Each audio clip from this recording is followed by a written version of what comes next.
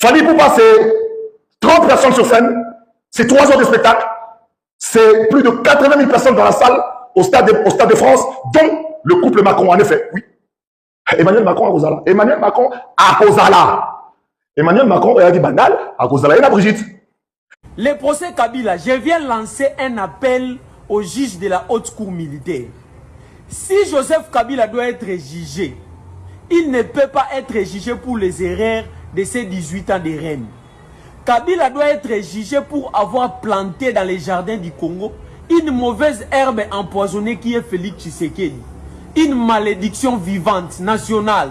Les cadeaux empoisonnés que Joseph Kabila nous a offerts de ces messieurs ici de Félix Tshisekedi n'apportent ni paix, ni prospérité, mais seulement l'humiliation, la misère et la famine.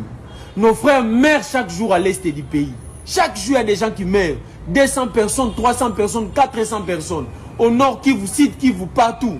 Félix Tshisekedi a semé l'insécurité.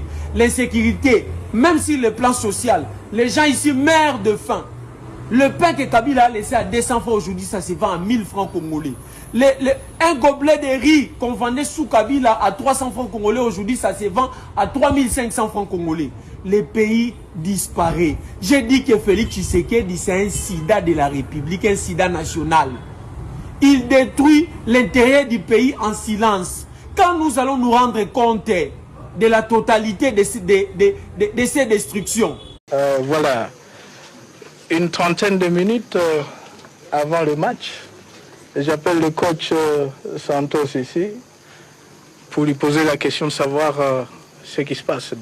Quelle est la situation? Comment est-ce que ça se présente la situation? Elle me dit, Monsieur le Président, il y a de petits problèmes. Et je lui demande de me passer le capitaine. Et je pose la même question au capitaine. Qu'est-ce qui se passe finalement? Et il commence à me raconter une histoire rocambolesque.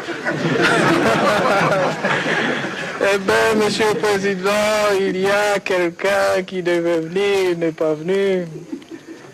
Et parce que c'est un capitaine, quelle était ma réponse? Je lui ai dit, capitaine, écoutez, c'est le général qui te parle maintenant.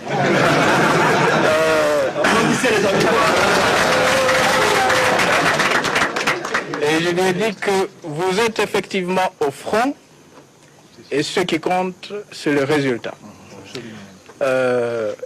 Et je vois bien que vous avez effectivement mérité. Et s'il était effectivement dans l'armée, aujourd'hui il devait devenir, n'est-ce pas, major?